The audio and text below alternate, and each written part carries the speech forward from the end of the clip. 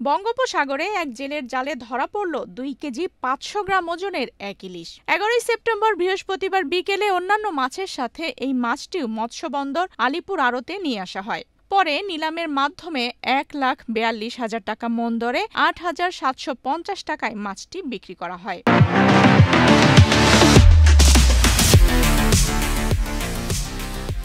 এর আগে সোমবার কুয়াকাটা গভীর সমুদ্রে জেলে মাসুম বিল্লার জালে অন্যান্য মাছের সাথে এই ইলিশটিও ধরা পড়ে।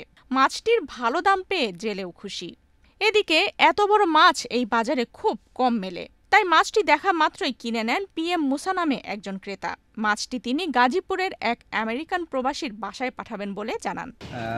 এই আলীপুর আসলে সচরাচর এরকম মাছ দেখা যায় না। এই মাছগুলা আজকে জেলের মাধ্যমে এই মাছটা এই আলীপুর আসছে। আমরা সাধারণ মানুষ এই মাছটা দেখতে আসছি। এখানে সর্বোচ্চ মাছের দামটা 3500 থেকে 3600 টাকা দাম উঠছে। সচরাচর এরকম মাছ দেখা যায় না। এই 2 কেজি 2.5 কেজির যে এই ওজনের জিনিসটা, আমরা সাধারণ মানুষ এই মাছটা এখানে আমরা সবাই দেখতে আসছি। কেজি উঠছে না 35 টাকা কেজি না অন্য কিছু? 3500 টাকা কেজি উঠছে।